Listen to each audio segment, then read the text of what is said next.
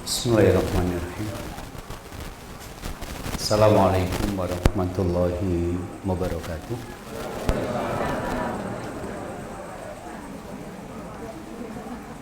Innal hamdalillah nahmaduhu wa nasta'inuhu wa nastaghfiruh wa na'udzu billahi min shururi anfusina wa sayyiati a'malina may yahdihillahu fala mudhillalah wa may yudlil fala hadiyalah. Asyhadu an la ilaha illallah wahdahu la syarikalah wa asyhadu anna Muhammadan abduhu wa rasuluh. Allahumma shalli wa sallim ala nabiyyika Muhammadin wa ala alihi wa sahbihi ajmain, amma ba'du. Usikum wa nafsi bi taqwallahi faqad fazal mu'minuna al-muttaquna as-sadiqun. Jamaah yang dimuliakan Allah, alhamdulillah kita panjatkan puji syukur kepada Allah Subhanahu wa taala meskipun situasi dan kondisi masih seperti ini, kurang kondusif untuk berkumpul dan berkerumun.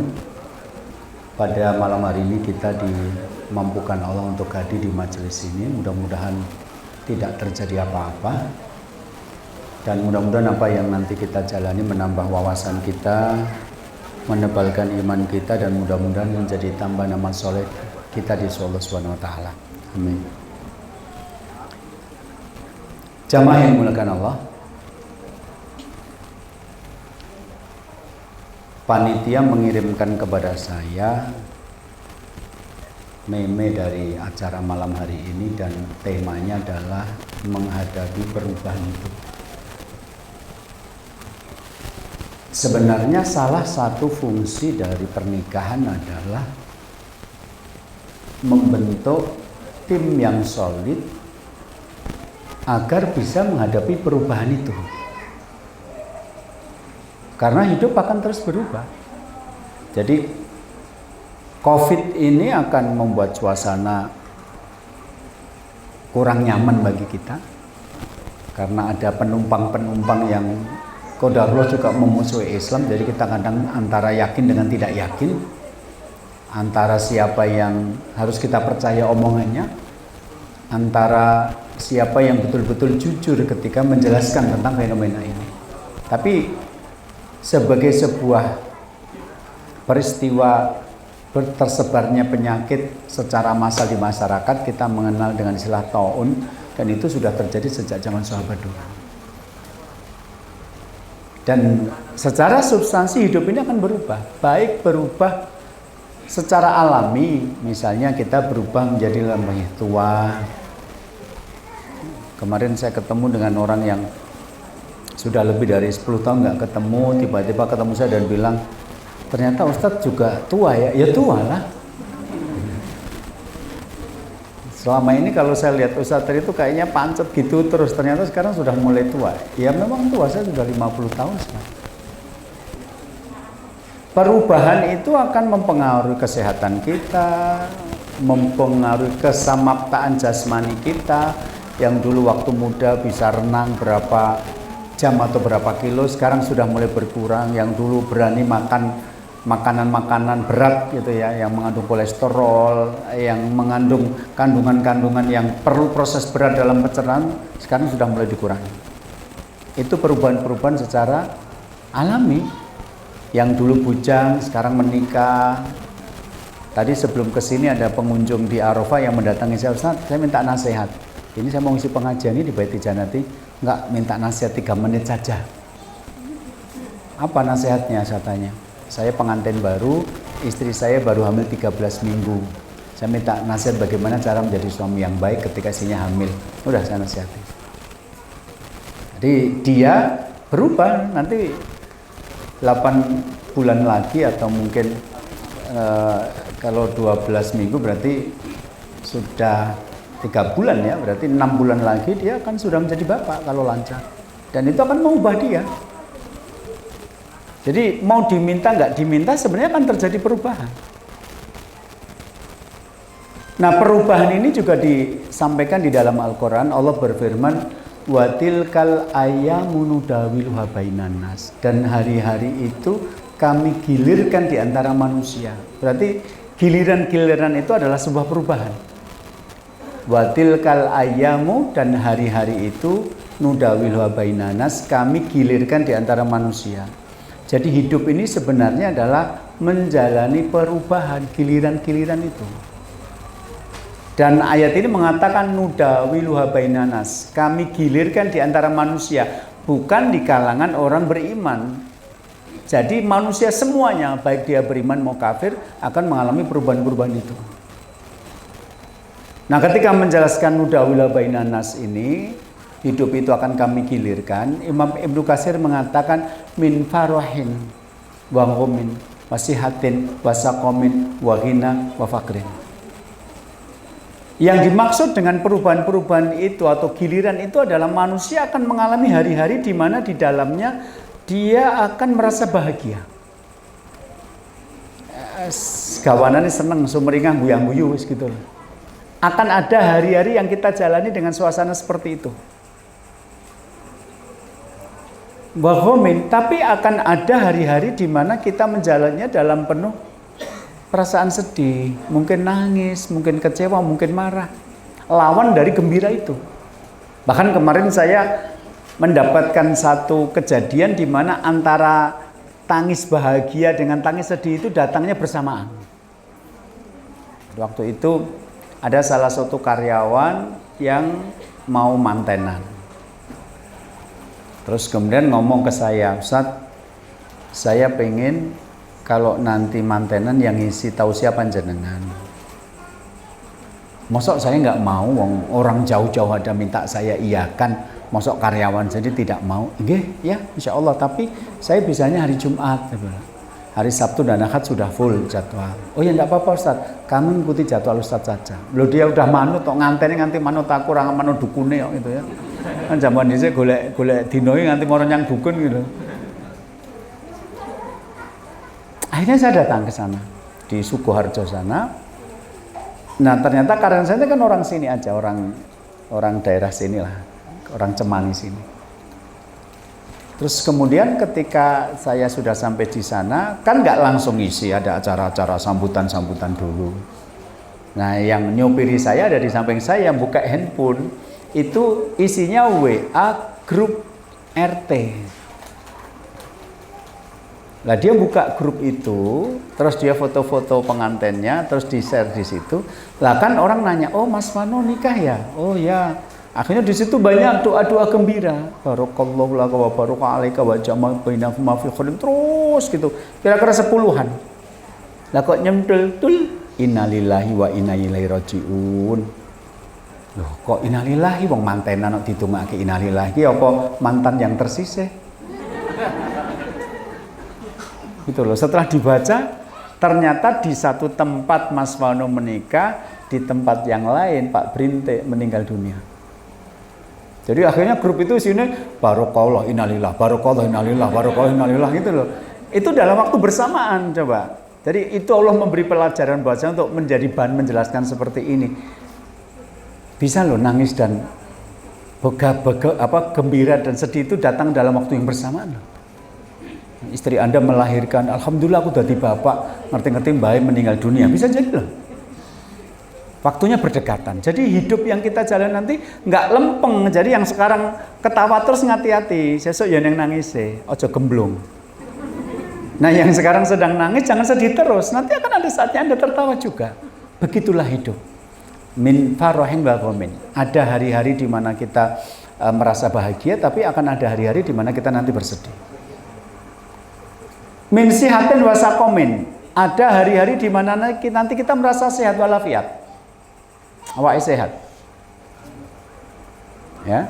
Tetapi nanti juga akan ada hari-hari di mana kita bersedih, kita sakit. Yang biasa jemput saya Pak Sulis ini baru bersedih ini karena sakit. Tadi WA saya, nanti yang jemput Pak Mufti loh, saya sedang masuk angin. Muka-muka ora COVID kan gitu dong. Jadi hari ini saja kan ada yang sakit, ada yang sehat. Mungkin ibu-ibu kan biasanya lebih banyak ibu-ibunya, tumben ibu-ibunya sedikit. Nggak kangen sama saya juga nggak kangen kok gitu ya. Bahaya kangen sama istri orang itu bahaya gitu gitu. Biasa jadi kan kalau saya ngisi pengajian yang lebih banyak ibu-ibu, kenapa sedikit. Bisa jadi karena di rumah ada yang sedang sakit dan harus merawat. Jadi wajar aja kalau nanti pada hari ketika kita sedang merasakan sakit, ya sudahlah, sedang dapat giliran sakit, gitu aja. Pikirannya jadi penak. Min ghina wa fakrin. Dan ada hari-hari di mana nanti kita pegang uang. Jadi nek urusan duit pengen tuku apa ki ana duwite. Tapi nanti ada hari-hari juga di mana kita tuh pusing karena nggak punya uang. Malah mungkin keporon malah golek utang. Anda kalau lihat Arafah bayangke saya mungkin randedit. Ya Allah, saya pernah randedit. Nyambut gawe sedina golek 10.000 angel tuh saya pernah ngalami. Istri saya pernah nggak punya bahan yang dimakan sampai saya bilang yang kebon ini godong apa dimasak. Godong kates raono, godong pung raono, godongnya godong waloh Pak, waktu itu. Akhirnya masak waloh, nggak apa-apa. Saya pernah ngalamin kayak gitu juga. Ya nek sing iso pinter masak ya tetep enak. Nek kan rotok kasap-kasap gitu Bu. Rasa godong waloh daging nek sing masak ra enak ya ra enak, alot, amis. Coba sebentar lagi Idul Adha. Nanti ada bapak-bapak yang lapor, bojo kula lho Ustaz, daging pe amis ra enak. Apa meh waloh? Jadi soal enak niku mboten soal waloh napa daging, soal iso masak apa ora iso masak. Oh, saya punya kok nenek. Nenek saya punya warung makan, jadi bisa masak. Adiknya nenek saya lho, masak daging ora enak. Nanti kaya mangan karet menyat bumbune ra mlebu gitu. Ya kalau yang masak pinter mbok perkara-perkara sepele saja ya jadi enak. Gawe karak we ya enak gitu ya. Karak ya apa to bumbune kan. Jadi ada hari di mana nanti kita secara keuangan tuh lapang, duit. Tapi nanti juga ada hari di mana kita tuh pusing mikir uang, kurang enak. Normal kayak gitu tuh normal dalam hidup. Dan itu akan berjalan dalam kehidupan kita. Jadi di sini ada ibu-ibu yang sudah sepuh, kon cerita, tau nangis yuk, kerepno. Ya tau guyu, wis zaman gue lahir nek men aku guyu. Hanya nggak jadi dikorbankan. Terus kemudian istrinya Aminah itu hamil, Abdullah meninggal dunia. Jadi ketika Muhammad lahir yatim itu pade-padenya seneng kabeh. Saya sudah dadi musuh loh padahal. Nah, itu akan terjadi dalam kehidupan kita, baik kita minta mau tidak minta. Kita bisa lihat di sekitar kita kok. Coba siapa di sini yang dari kecil tinggal di Solo? Mungkin akan tahu dulu ada Ili Optical, terkenal ngantuk iklan yang radio. Saiki ndi? Ada Bonafide College, ada lembaga pendidikan namanya saiki ndi? Jadi Anda nanti kalau jalan-jalan di Solo, di kota Solo, ada yang zaman dulu berjaya, sekarang sudah tutup, nggak ada. Nggak usah jauh-jauh di kampung Anda, di desa. Ada yang saya zaman cilik dadi wong sugih. Di kampung saya itu ada kaya zaman Belanda wae iso nggawe omah tingkat zaman Belanda. Pada zaman semono orang itu mayoritas rumahnya kalau nggak gede kayu, WC ora duwe rata-rata ke sungai. Saya SD aja itu yang punya WC di dalam rumah itu paling berapa rumah kok Pak. Rata-rata WC panjang alias sungai itu. Jadi saya waktu mondok di Bangil, itu berarti saya sudah lulus SMA. Kemudian teman saya dari Aceh saya bawa ke sini. Itu kalau mau buang hajat itu ke sungai. Tapi ke sungainya juga belum tercemar seperti sekarang, masih jernih. Jadi keluar rumah-rumah yang punya WC sendiri di dalam rumah itu ya baru-baru tahun-tahun 80, tahun-tahun 90-an ke sini. Anda nanti akan menemukan sing zaman nome gagah tibake saiki penyakitan gitu loh. Sing ndek ben cilik prematur saiki malah gede merdeka gitu ya, akan perubahan-perubahan seperti itu. Itu normal. Yang tidak normal adalah ada manusia-manusia yang ketika terjadi perubahan itu tidak siap. Ndek men sugih saiki melarat ora siap. Inna min ibadi man la yuslihuhu illal ghina law afqartu la afsadau dzalika.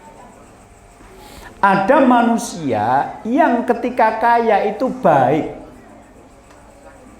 Mobile iso nggo jemput ustaz. Nek baru dibangun masjid nyumbang. Pas masjid dibangun, pengajiannya pindah ke rumahnya dia. Kalau ada pengajian dia yang nyumbang snacknya. Kalau ada tetangga pinjam uang dia ngasih pinjaman. Ada orang ketika kaya itu sama dengan orang baik. Walau afqartuhu, dan kalau aku miskinkan dia, la afsadu dzalika. Menjadi miskin itu membuat dia menjadi orang yang rusak, jadi jelek. Nek bahasa saya begini. Zaman sugih ketemu karo wong mesam-mesem guyang-guyu. Lah saiki ndang dadi melarat ki ora ketemu sapa-sapa ya tetep mesam-mesem guyang-guyu. Berarti stres gitu loh. Jadi ada orang itu ndang dadi wong melarat ora kuat ngelakoni banyak. Ya, dulu turun dari mobil, semua orang nyalami, tiba-tiba sekarang cuma naik depan ontel. Terus nanya, "Pak, lah mobilnya ten pundi?" "Anu, saya baru pengen sehat olahraga, arep ngomong mobilnya wis didol rawani." "Oh nggih, alhamdulillah sehat lho, Pak." Kuwi moro nyang pengajian, saya takon wong 20. Jadi takon meneh, "Lah pundi? Kok kula pirsani nitih sepeda lah mobilnya pundi?" "Ora iso muni olahraga terus." "Mobilnya tak dolok." "Loh, enten apa?" "Anakku kejerat utang, aku kudu nyaur." "Oh nggih, wis. Nggih mugi-mugi ndang nggih sabar nggih Pak, nggih." Aneng sing ngono. Oh sing telu ngomong meneh, "Pak, kok nitih sepeda mobilnya pundi?" "Aku bangkrut." "Mesake men malah ngono nyangate lara gitu lho." Semen. Wis. Engko nang sing nyemoni ya suarane rapi. "Oh njanji sakniki melarat." "Nggih pun gilirane melarat." Ngono dadi eneng wong pengajian omongane kasar ya eneng gitu loh, Pak. Sesuk kon pengajian bojone ra mangkat. "Gah, engko paling gur takon kabeh, Dik. Apa nek takon ngerti mobilku ra eneng terus do urunan nukokke?" "Ora, gur takon tok." Wong masjid iki hobine gur takon tok karo nyukur-nyukurke gitu. Lama-lama enggak mau berangkat pengajian.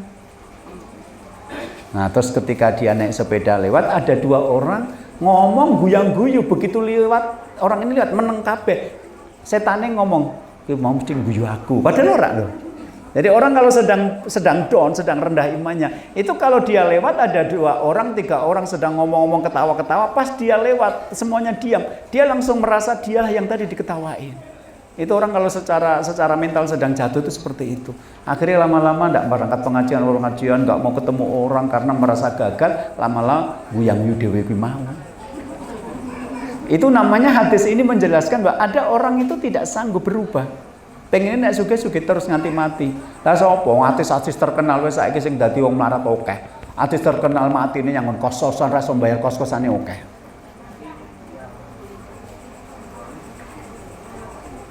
Wa inna min ibadi man la yuslihu illal faqru law aghnaitu labsadu dzalika. Ning yo ono menungso ki apike malah nek pas dadi wong sederhana.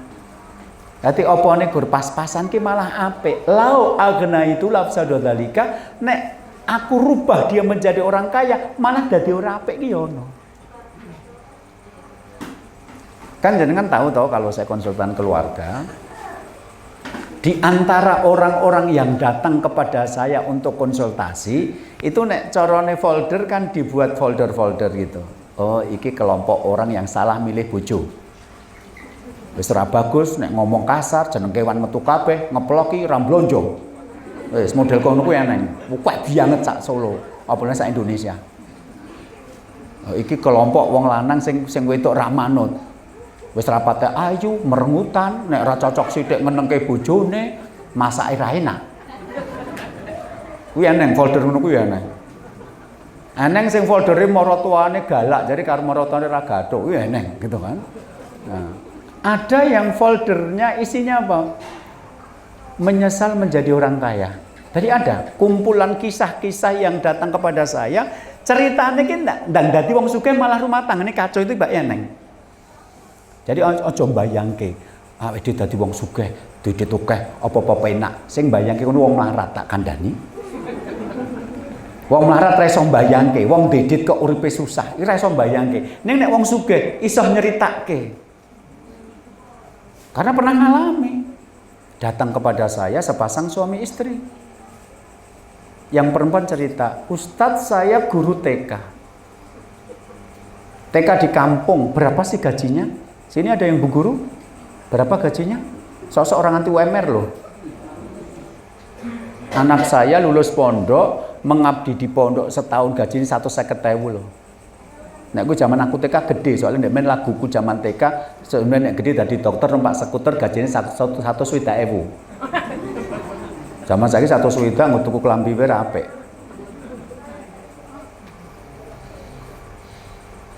Berapa sih gajinya Ustaz? Jadi guru TK di kampung. Suami saya wira swasta sederhana, tapi kami bahagia. Ada waktu buat ngobrol, semua kegiatan diselenggarakan bareng-bareng. Kalau saya sedang nyuci baju, suami saya jalan-jalan sama anak. Kalau nanti saya mandikan anak, suami saya jemur pakaian. Habis itu makan sarapan bareng. Indahnya dalam kesederhanaan. Sampai kemudian Allah mengubah ekonomi mereka. Sekarang yang laki-laki jadi orang kaya banget, orang kaya tok. Akhirnya terjadi perubahan dalam keluarga ini. Mereka bukan cuma punya rumah di kampung, tapi juga punya rumah di ibu kota provinsi. Setelah itu perubahan terjadi terus. Anaknya yang kemarin sekolah di desa, sekolah desa dicabut, sekarang pindah ke sekolah, ya, sekolah di kota mahal, sekolah favorit. Setelah itu perubahan terjadi. Sekarang sabune nyang mall, tapi nek dino-dino ki mall tutup. Ini kan ceritanya berapa tahun yang lalu, belum ada pandemi. Jadi kalau dulu beli baju itu cuma di pasar kecamatan, sekarang beli baju di mall. Dulu kalau pakai sabun batang, sekarang sabun cair. Dulu kalau kemana-mana naik motor, sekarang pakai mobil plus sopir. Dulu kalau ada tetangganya yang sakit, nengoknya kadune kongguan. Muga-muga sini dudu rengginan. Tapi sekarang kalau tetangganya itu sakit, bawanya parcel buah. Dapat satu parcel isinya buah macam-macam, ra cocoke ganti-ganti.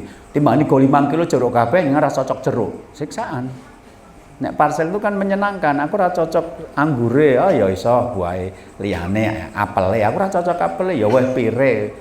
Gitu loh, aku ra cocok karo ya wis iki apa sawone. Kan kalau dalam satu paket parcel itu kan ada macam-macam. Matur nuwun lho, Mbak. Jadi di mata tetangga keluarga ini mengalami peningkatan ekonomi.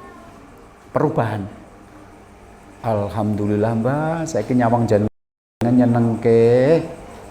Ya klambine api, wis nganggo mobil, nganggo sopir, bocah-bocah ya sekolah nyang kutha. Matur nuwun lho Mbak, wingi pas aku lara mbok kei pasir buah. Seumur-umur lho ora eneng wong ngeki pasir buah nek aku pas lara. Saiki wis sukses ya Mbak. Ibunya tuh cuma goyang-guyu tok. Ngapa? Sukses di mata tetangga, ternyata dalam hatinya tidak. Akhirnya dia datang ke tempat saya untuk cerita. Sejak menjadi orang kaya, suaminya berubah, berani ngelirik perempuan lain. Lah kok kecanda? Berarti lirikan matamu menarik hati, katanya Rafiq. Kecanda, hanya selingkuh. Dan ini termasuk masa pandemi itu, ternyata pekerjaan saya malah nambah. Jadi masa pandemi ini nek betul-betul saya bisa penuhi, setiap hari ada orang konsultasi masalah rumah tangga. Ada 3 peringkat terbaik atau terbanyak dalam kasus pandemi masalah rumah tangga. 1, tambah anak. Karena yang omah terus neng gawean liyane gitu ya. Ini top rekor gitu ya, tambah anak. Kemudian 2, kehilangan pekerjaan. Ya, kehilangan pekerjaan, bingung, sekarang mau cari kerja susah. Atau yang ketiga, perselingkuhan. Karena nganggur, yang omah main HP, kecanda, nyantol temennya SMA, nyantol apa, akhirnya terjadi. Ini yang paling banyak terjadi. Yang nomor 4 ya, keluhan karena anaknya susah dikondisikan karena pandemi, sekolah daring di rumah itu mbok-mbok wis mumet gitu loh. Pancasila, gitu ya. Ketuhanan yang mana esa, gitu kan, dulu sempat viral gitu. Ya, jadi mbok-mbok ngajari anak ki tibae mumet mulane aja sok nesu karo Pak karo Bu guru.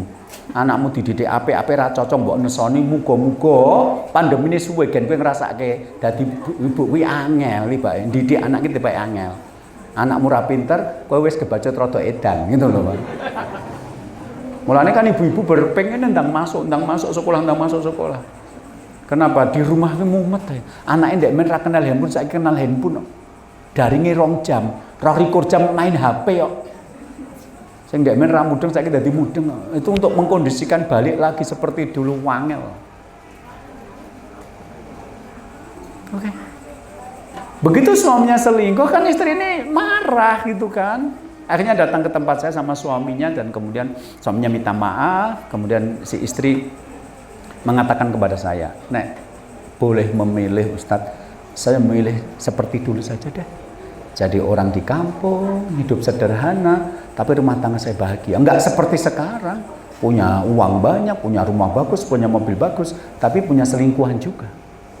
Jadi ngono kuwi eneng kejadian kayak gitu. Jadi sopo yang mengatakan nek jenengan tambah sugih keluargane tambah HP, tambah sakinah mawaddah orang. Nah, ada jaminan. Saya justru ada folder-folder yang seperti ini yang isinya adalah orang yang dulu hidupnya sederhana bahagia, begitu sekarang menjadi orang kaya malah bubar.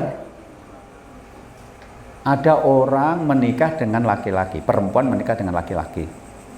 Pertama menikah ekonominya belum mapan. Wis gur ngontrak, engko nek bocor ditandung nganggo ember, mangan ala kadarnya, kelambiannya gur nek badan tok. Direwangi ngono kuwi sedikit sampai ekonominya membaik. Begitu membaik suaminya kecantol karo mantan pas reuni. CLBK, cucian lama belum kering, masih basah dan berjamur. Akhirnya suaminya selingkuh sama perempuan itu. Lah perempuan ini kan marah. Aku wis rekoso lho, Mas nikah karo kowe ra bahagia, melarat tak lakoni kaya ngene, saiki kowe malah selingkuh. Pilih aku atau dia? Tiba apa? Suaminya milih dia. Kayak rasane piye kaya ngono? Rasane piye? Itu kedadian kaya ngono kuwi. Jadi ada orang-orang yang ketika terjadi perubahan itu nggak siap. Dulu melarat jadi orang baik, sekerep yang pengajian, ada loh di si muadzine. Begitu saya kira tak sugih sithik kledang-kledang, ketok yang masjid tiba belok gitu ya Pak. Mampir masjid kur pipis tok. Lalu lu ngemeneh. Eneng rasa model kaya ngono kuwi. Mboten enten nggih, entane kancane nggih. Jadi gitu. Sebaliknya ada orang yang dulu kaya, begitu jadi orang miskin jadi nggak baik. Inna min ibadi man la yuslu illa sihal asqamtu lafsadu dzalika. Ada juga orang yang dulunya baik ketika sehat. Jadi menjadi orang sehat itu dia baik. Ya, rewang nyangone tanggane nganti 3 dina, ora dikai dhuwit, ra kei kunjungan, ra apa-apa. Ya, ke masjid ini ngedek-ngedekne kaya ngene, kadang-kadang kalau pas pengajian harus masang terop karena dikhawatirkan hujan gelar kloso. Ibu sing nglojar kloso kan ya nganggo tenaga ta ora sim salabim klosone langsung masang dhewe to. Kelak wong sehat to berarti. Gitu loh. Jadi pas sehat itu baik. Lau asqamtuhu, kalau aku rubah dia jadi sakit, la afsadu dzalika. Dia jadi orang yang rusak. Saya pernah ketemu sama kasus tetangga saya. Itu pasien, wah subhanallah orangnya baik. Ketemu sama orang tuh selalu mendahului salam. Assalamualaikum Pak Tri. Padahal dia lebih tua dari saya. Kayak bosone boso kromo melipir gitu. Saya sampai malu, saya lebih muda, tapi dia boso sama saya. Nggih, Assalamualaikum Pak Tri, sampun kundur nggih. Sehat nggih Pak. Begitu dia sakit, bayangkan kira-kira 25 tahun yang lalu kejadiannya, sakit. Waktu itu katanya sih saraf kecepit, saya nggak ngerti. Diobatkan secara medis tidak sembuh, lama-lama kaki sebelahnya lebih kecil dari kaki sebelahnya. Jadi kalau jalan mulai pincang. Terus kemudian diobati dengan tibu nabawi juga nggak sembuh. Waktu itu tibu nabawi belum sepopuler sekarang. Lah kok ujung-ujungnya malah keluarganya itu ngundang dukun. Nah ditangani dukun ki sembuh sak lawase alias mati. Yes. Mudah-mudahan itu keluarganya bukan dia, tapi ada orang yang waktu saya percaya karo dukun begitu dadi wong loro dadi percaya. Wa inna min ibadi man la yuslihu ila saqam la asatulab sadadolika. Tapi ada juga orang yang menjadi orang sakit itu malah baik. Tapi kalau jadi orang sehat itu malah tidak baik. Sampai ada ibu-ibu yang nanya begini, Ustaz, kula niku dosa napa mboten nek ndonga marang Gusti Allah muga-muga bojo kula lara mawon. Apa saya dosa Ustaz kalau saya memohon berdoa kepada Allah mudah-mudahan suami saya sakit saja? Loh kenapa Bu? Orang itu kan pengennya sehat. Kenapa Ibu malah berdoa mudah-mudahan suami sakit? Iya karena kalau suami saya sakit itu saya menjadi istri sepenuhnya. Jadi kalau suami saya sakit nanti minta dibikinkan minum. Terus dia susah bangun minta saya mengambilkan gelas sambil meminumkan minuman itu. Nanti minta dibikinkan bubur. Setelah itu minta disuapin kayak cah cilik kae urung balita, urung disapih ngono kae. Nanti kalau saya mau pergi, Pak, tak tinggal dhisik ya. Ojo suwe-suwe aku wedi nek ijenan. Lah piye nek ora tak tinggal wong ki urusane aku arep blonjo aku ora iso masak nek ora sing dimasakno. Wis sasah nyang pasar nyang ngarepan ngene warung Yutini wae. Ya ojo suwe-suwe setelno pengajian. Jadi kalau saya tinggal pergi, dia minta disetelke murotal, kadang-kadang pengajian. Jadi selama sakit suami saya malah ilmu agamane nambah. Nek siat ra tau mangkat pengajian. Aneng wong kaya ngono kuwi nang kene yo. Terus kalau nanti saya menemani suami, dia minta maaf. Dek, sabar yo, aku ora mari-mari. Muga-muga lek kowe ngopeni aku dadi ganjaranmu. Aku njuk ngapura jaman dhisik pas sehat galak karo kowe. Kapan coba wong lanang njuk ngapura kecuali pas lara? Gitu, Bu. Gitu. Loh betul. Neng keri kuwi jenenge Lola, kene wis rampung ngono lagi muni betul gitu loh. Jadi guyune keri gitu loh. Jadi ketika suami saya sakit, saya betul-betul menjadi istri yang berguna bagi suami. Tapi kalau suami saya sehat, ya Allah, dadi kaya lelembut, terang nambah lemah. Tekan omah gur ganti kelambi pindah nyang pos kamling, tekan jam 2 bengi. Aku nyang omah ijenan wis nganggo maaf, daster sing bolong-bolong ra guna. Digolek bolongan liya karambol. Nanti jam 2 bengi. Nanti pulang ke rumah makan ganti baju bar ki pit-pitan karo koncone, rong dino ra mulih. Wis bar ki liya dina tekan omah ganti kelambi bar kuwi mancing mbuh kapan mulih ra eran nggawa iwak. Engko bar kuwi ngomong masuk angin kekeselen saya yang ngeroki kelambine bruk rebut kabeh saya ngumbah-umbah. Jadi kalau suami saya sehat, saya pembantu rumah tangga. Tapi kalau suami saya sakit, saya istrinya yang dia mintai maaf. Wajar dong kalau saya pengen jadi istri bukan pembantu rumah tangga. Sayangnya pada kasus saya itu hanya terjadi kalau suami sakit. Ya Allah, berilah sakit pada suami saya. Jahat ora to ngono kuwi? Eneng lho ngono kuwi. Jadi ini menunjukkan bahwa ada orang yang ketika sehat itu baik, ketika sakit nggak baik, ketika sakit baik, ketika sehat malah nggak baik. Coba nek eneng dangdutan, atau suwong dong goyang-goyang, kalau sehat-sehat, atau nek loro mesti ramakan dangdutan no. Keponteri boyoke no. Jadi hadis ini menunjukkan bahwa manusia itu akan mengalami perubahan berdasarkan ayat watilkal ayamu nudawiluha bainanas, tapi manusia sendiri banyak yang tidak siap ketika terjadi perubahan itu. Dadi wong sugih iso nglakoni, tibake dadi wong melarat ora iso nglakoni. Dadi wong melarat iso nglakoni, tibake dadi wong sugih ora iso nglakoni. Nggih, dadi pejabat iso nglakoni nek kon pidato berapi-api, saiki wis pensiun ora iso nglakoni kok. Akhire nek kon ngeki sambutan karo ustate luwih akeh sambutane kok.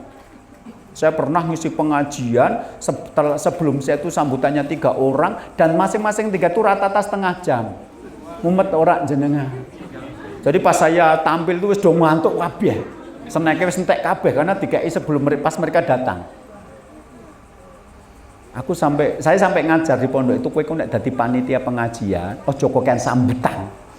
Nek kayak sambutan sing nom, RT sing nom cepet cekak aos ringkes. Nek mantan-mantan pejabat kuwi kulino ngomong, dadi pada ada kesempatan akhirnya ngomong luwih dawa timbangane ustate. Kuwi namanya post power syndrome. Penyakit pernah berkuasa. Kan anteng to model-model kaya ngono kuwi lho. Mantan-mantan pejabat ngono nek wis ora menjabat kon kesempatan nyambut nggon ngantenan, atur pambagio harja. 10 menit wis kesuwen. Pasrah manten, nampa manten 10 menit wis kesuwen. Latihan nang omah 10 menit. Mosok nganti 20 menit ki jane ngungkuli ustate apa piye gitu loh. Jadi tidak siap ketika sekarang sudah tidak menjabat itu tidak siap.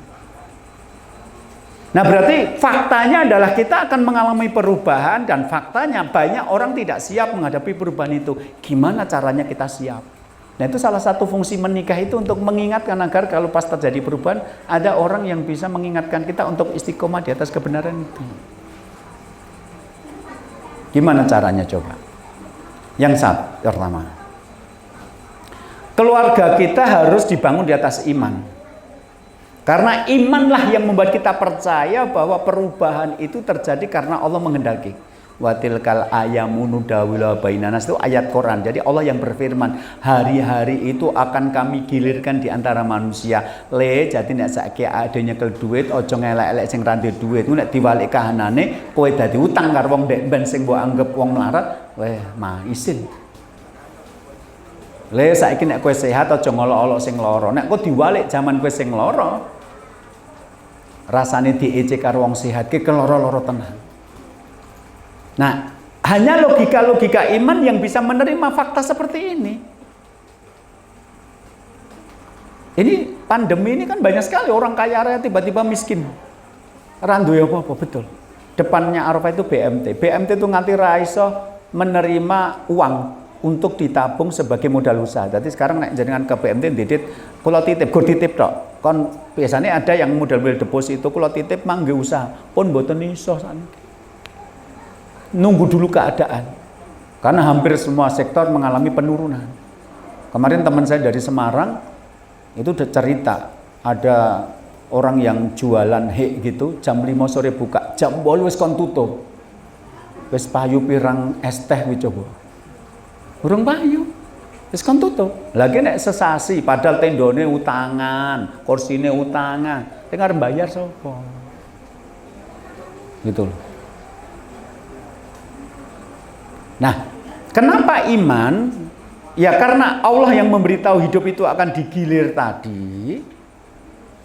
Rasulullah bersabda juga wahyu dari Allah yang mengatakan manusia ada yang baik ketika kaya tapi tidak baik ketika miskin. Berarti kita harus mengambil pelajaran hadis itu. Tetapi kenapa iman? Karena ada hadis yang jelas-jelas menunjukkan imanlah yang membuat kita bertahan dalam perubahan situasi. Ajaban li amril mukmin, ngumunke dadi wong mukmin kuwi. Menjadi orang beriman itu menakjubkan. Kenapa menjadi orang beriman menakjubkan? Inna amrohu kullahu khairun, karena semua keadaan baik baginya. Menjadi orang beriman itu menakjubkan karena semua keadaan menjadi baik baginya.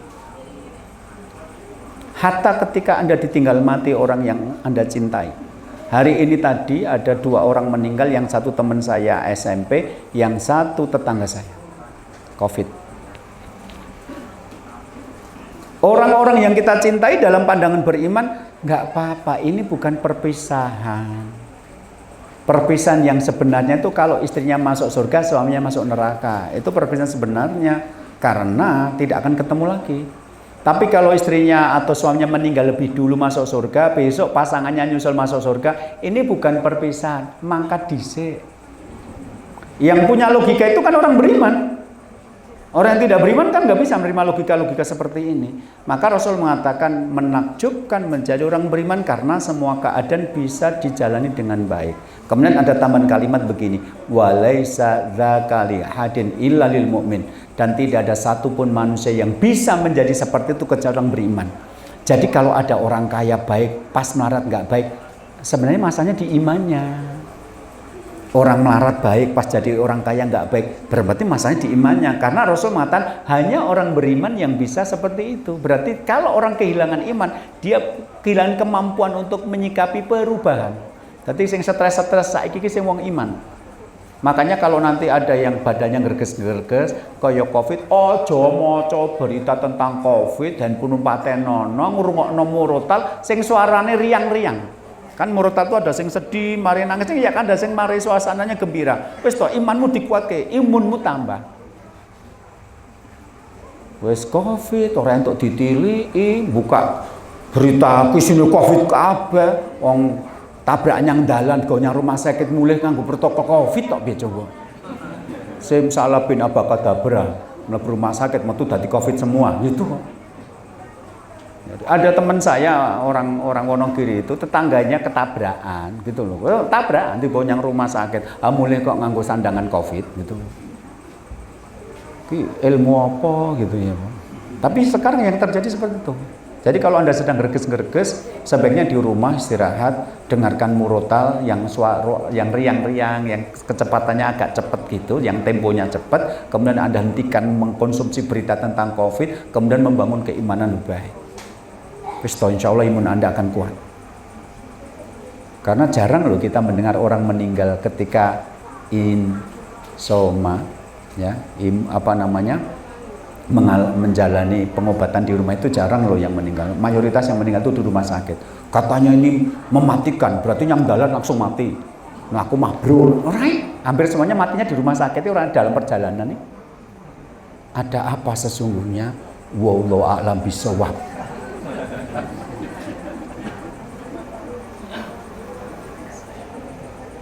Wallahu a'lam bishawab. Hanya Allah yang tahu. Biarkan para durjana itu nanti memetik buahnya. Jadi kalau ada orang sakit baik pas sehat kok jadi nggak baik, orang sehat baik pas sakit nggak, itu hanya masalah iman. Karena Rasul mengatakan walaisa dzaka li hadin illa lil mu'min. Tidak ada yang bisa melakukan seperti kecuali orang beriman. In asobahu sarok syakara wa kana khairan lahu wa in asobahu sabara fa kana khairan lahu. Kalau nanti dia dalam hidupnya menemukan hal-hal yang menyenangkan, dia bersyukur. Dan itu yang baik dia lakukan. Tapi kalau nanti dia menemukan hal tidak menyenangkan, dia bersabar. Dan itu yang baik untuk dia lakukan. Jadi rumus hidup itu cuma sabar dan syukur. Jadi ketika istri saya tadi masak, nggak ada yang dimasak. Yus kono golek yang kebon, yang godong opo. Ini godong apa tadi wahluh mas ya ora apa-apa masak kuwi wae rasa ndak cerita-cerita tonggo ndak ngerti kan saya ceritanya sekarang itu sudah lewat sabar yo tambah dino ya rampung kok. Jadi perkara-perkara yang berat dan mulia itu selesainya dengan sabar. Umar bin Khattab mengatakan begitu, kami mencapai kemuliaan-kemuliaan hidup itu karena kesabaran. Kalau Anda tidak menyediakan sabar, bubar. Jadi nanti kalau ada laki-laki menikah akan membahagiakan istrinya. Membahagiakan istri itu bukan menyediakan makanan yang enak, baju yang bagus. Kamu tidak akan bisa terus-menerus seperti itu karena Allah sudah mengatakan hidup akan digilir. Tapi bahagian istrimu dengan ajak dia bersyukur ketika punya kelimpahan materi dan ajak dia bersabar ketika Anda nanti secara materi sedang turun. Ra iso, sugih terus ora iso. Anda bisa nanya sama orang-orang yang kaya-kaya itu mayoritas mereka juga pernah mengalami saat-saat kesulitan secara keuangan.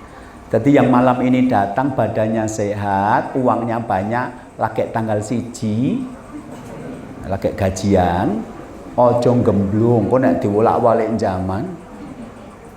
Masuk rumah sakit, itu ada artis itu sampai jual rumah, kenapa? Karena masuk rumah sakit, kena Covid, biaya sendiri, ternyata habisnya ratusan juta. Dengan lagi di rumah gemblung banget, baru anaknya mlebu rumah sakit, diobo, operasi 1 juta, wis langsung rong sasi omah musim mbok kelompok kepirang-pirang tontek. Saya kemarin waktu ke Jombang ketemu teman saya, doakan Ustadz anak saya masuk rumah sakit. Itu baru masuk rumah sakit seminggu, wis diabani 70 juta. Kanker darah. Sesasi wis 150 juta. Lah nglumpukke duit 150 juta ki pirang dino? Pirang dino coba? 10.000 dino. Nek gorong dino ora apa-apa, jenengan golongane artis nyanyi sekali lagu untuk rata 100 juta, ya artis-artis yang biaya yang harganya segitu juga ada. Tapi mayoritas kita kan pakai logika UMR, duitnya gorong yuto, anake rewel kono kok tas anyar malah utang tanggane gitu loh. Bar kuwi utang irung kesaur tanggane mantu telu. Mantu telu nyumbang 50.000 itu 150. Wis rampung mantu sing mlebu rumah sakit papat, nyumbang meneh. Sing wingi utangnya urung dibayar. Gitu. Sementara yang malam hari ini datang dalam keadaan mungkin sedang tidak nyaman, mungkin sedang sedih, mungkin sedang nggak punya uang, mungkin sedang sakit, nggak masalah. Hidup akan berputar. Anda tidak akan selamanya seperti ini. Maka kuncinya bersabarlah, karena dengan kesabaran akan selesai juga. Bagi orang sepuh bisa mengatakan begitu, wis to sabar lakonono, lak yo rampung dhewe. Nek mas saya rampung, kowe yo sing rampung meninggalkan dunia ini gitu loh. Tapi kesabaranmu bernilai pahala. Kesabaran bernilai pahala. Hebatnya orang beriman tuh begitu. Jadi pertama membangun rumah tangga di atas dasar iman itu penting. Karena orang yang tidak beriman itu bisa stres menghadapi perubahan-perubahan dalam hidup. Apalagi perubahan itu menghilangkan kenikmatan yang pernah dia rasakan. Stres. Yang kedua, Anda memiliki ilmu tentang muqtadul hal. Kahanan koyong ini aku kudu piye, itu butuh ilmu. Ya.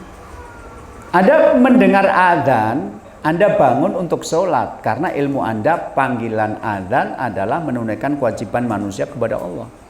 Tapi kan ada orang mendengar adzan tidak bangun. Ada juga orang mendengar adzan subuh bangun tapi tidak sholat, malah noto broncong makan yang pasar.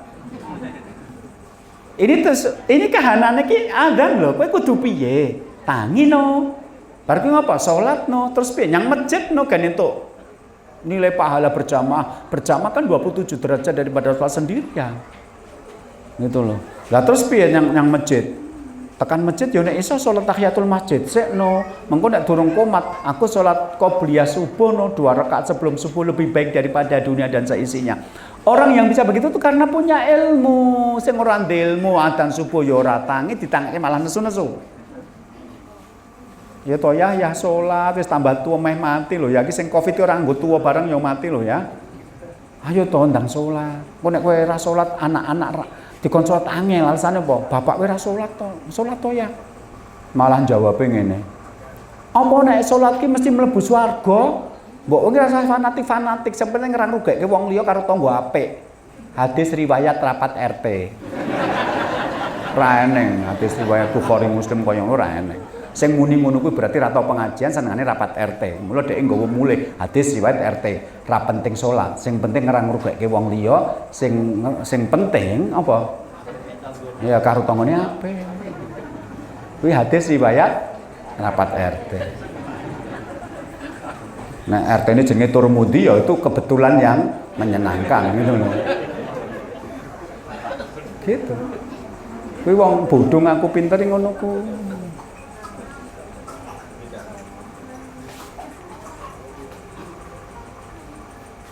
Nah, ilmu tentang apa yang harus kita lakukan dalam situasi seperti ini karena apa yang kita hadapi ini memberi kesempatan menjadi nilai takwa. Dan Rasul bersabda, ittaqillaha haitsu ma kunta, bertakwalah kepada dimanapun kamu berada. Jadi bertakwa bukan hanya di pengajian, bukan hanya di masjid, tapi dimanapun kamu berada.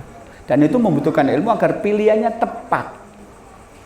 Satu, pilihannya tepat. Kenapa harus tepat?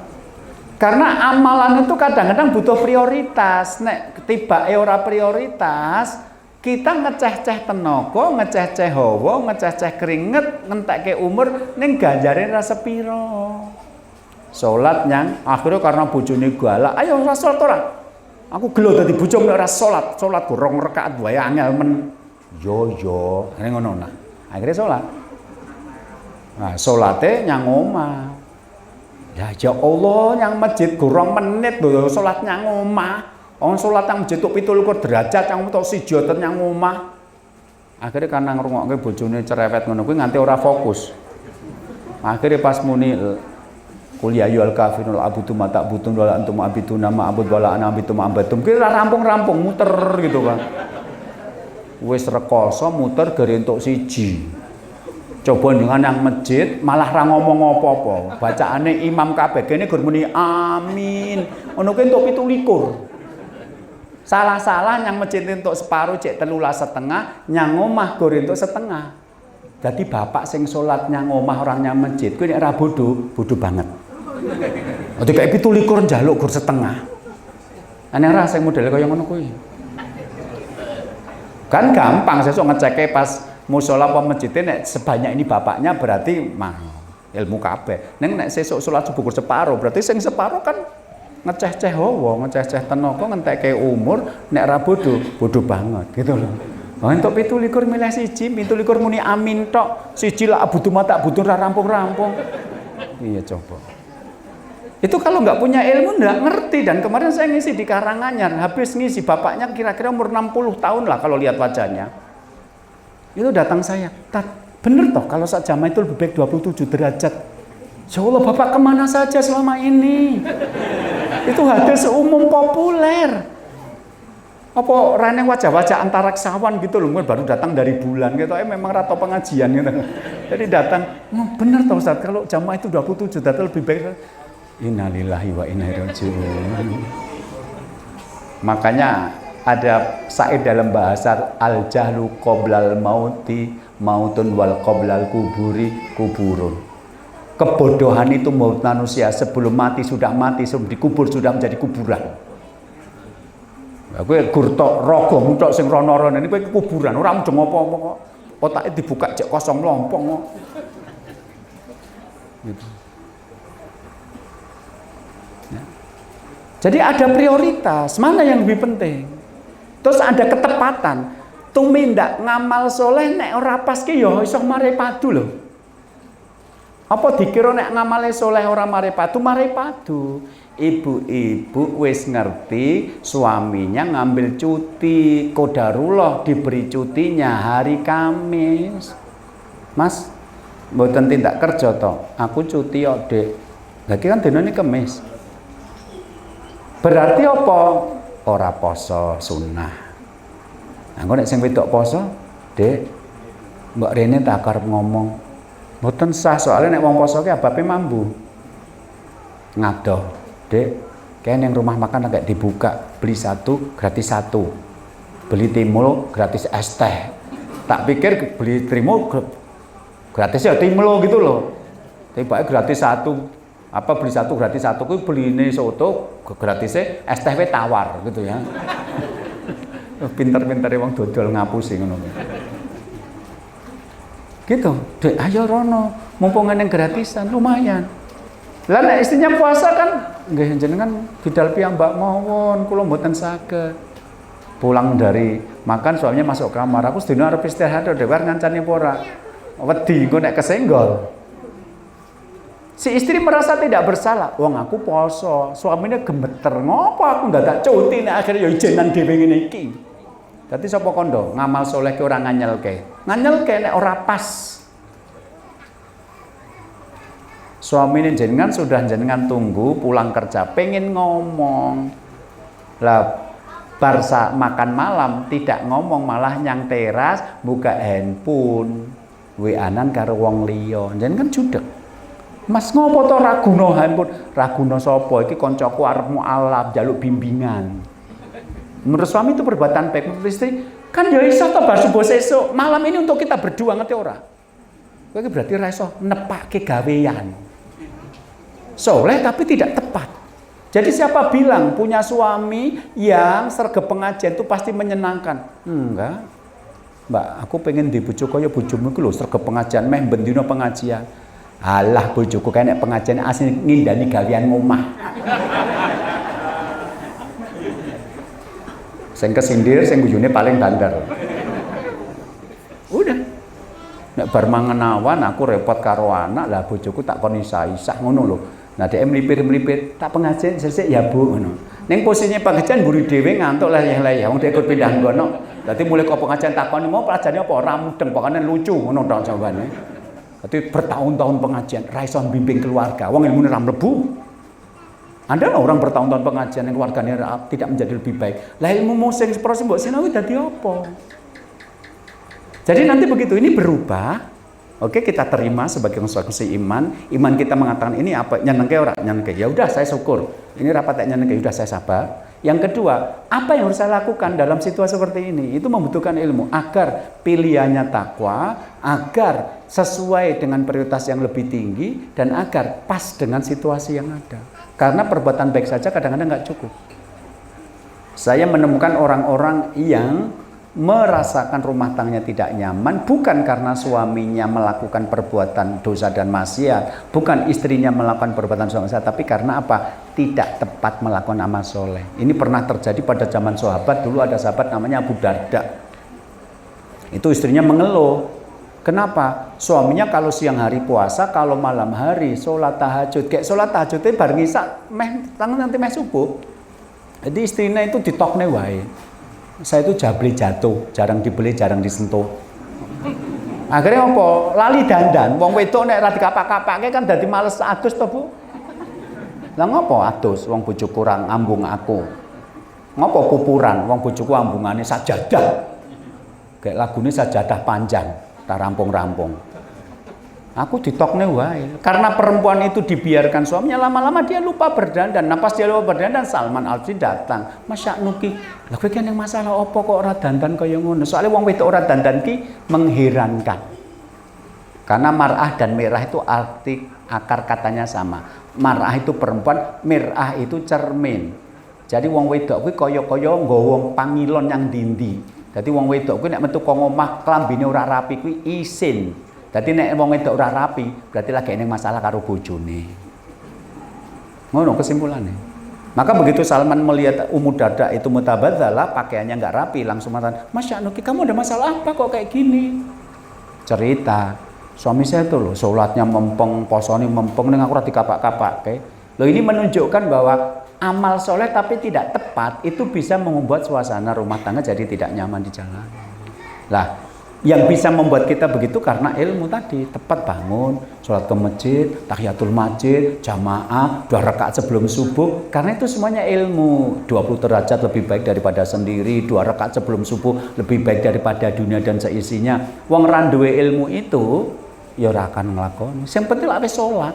Aku rasa aku dunia masjid. Nah itu hadis riwayat rapat RT kedua gitu. Begitu seterusnya. Bapak Ibu, ini yang saya sampaikan pada malam hari ini. Tadi sudah disampaikan maksimal jam 8, ini sudah lebih 10 menit ya. Tapi mudah-mudahan yang sedikit yang saya sampaikan, gue tombol kangen karena saya lihat sudah agak lama saya nggak sowan ke sini. Mudah-mudahan yang sedikit ini bisa membuka wawasan kita dan bisa membuat iman kita semakin kuat. Karena di masa pandemi ini tadi saya sampaikan kunci utamanya adalah kuat dan ketepatan bertindak. Saya minta maaf kalau ada hal yang orang berkenan. Saya kembalikan kepada pembawa acara. Assalamualaikum warahmatullahi wabarakatuh.